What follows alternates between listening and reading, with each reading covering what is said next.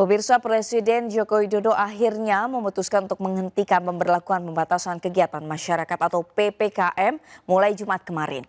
Sementara itu, pencabutan PPKM oleh Presiden Jokowi dikritik keras oleh ahli epidemiolog Diki Budiman. Diki mengatakan pencabutan PPKM sebaiknya ditunda dulu karena Indonesia saat ini dalam masa libur panjang sehingga dikhawatirkan angka penularan COVID semakin tinggi.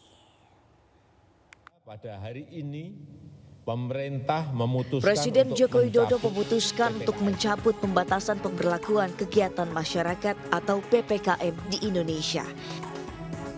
Keputusan ini diambil setelah melihat kasus harian COVID yang dalam 10 bulan terakhir terkendali pada level yang rendah.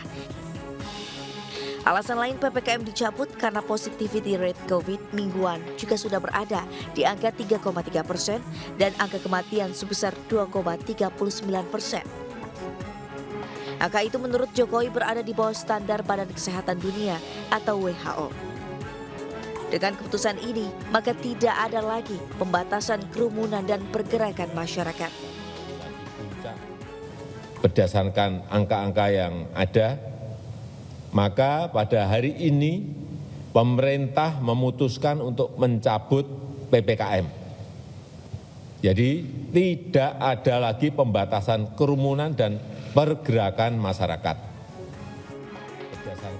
Meski telah mencabut PPKM, namun Presiden Jokowi tetap meminta masyarakat untuk memiliki kesadaran dalam menghadapi resiko COVID-19.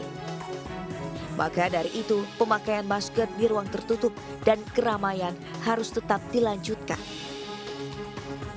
Selain masker, Jokowi juga menyebutkan vaksinasi COVID harus terus dilanjutkan untuk meningkatkan imunitas masyarakat dari penularan COVID-19. Sementara itu, epidemiolog dan peneliti Indonesia dari Universitas Griffith Australia, Diki Budiman, menilai pencabutan PPKM akan lebih banyak mendatangkan dampak negatif dibandingkan positif, apalagi status pandemi COVID-19 belum dicabut oleh WHO.